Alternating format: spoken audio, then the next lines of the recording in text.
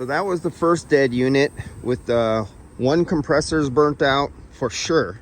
It's grounded when I was homing out the pegs. Remember, this is the bad bearing. This one we don't have to worry about, remember, because these are in the back of the building on the back tuners.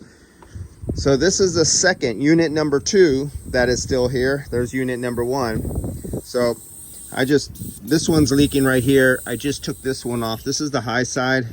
It's leaking. There's 2 circuits, 2 motors in here. One is dead. So I'm hooked up on this red one right here where it's dead. There's no pressure in it.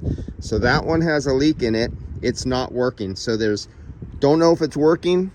It has some pressure. Looking at the PT chart to the temperature outside, it might have liquid in it, but by taking this off, there's not a ton of pressure there.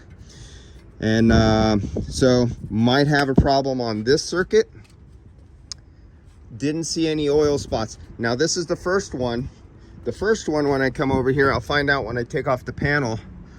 But you see this little dark area right here? Those are usually signs of oil and dust buildup. There's one right there. You see it right there. And there's one way at the bottom right down there. Find that out later.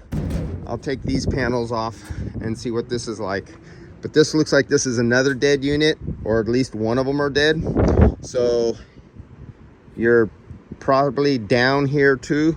And when I opened this up, the smell of sulfur or whatever, I mean the corrosion of this galvanized, they've had issues here. Okay, so I'll get into this one a little bit more. Oh, and on this one, on unit 2, they bypassed the low pressure safety on this one right here. They bypassed, I guess they were tripping on high blow off head pressure. They bypassed this one with the fuse on that one there. And so there's some issues there.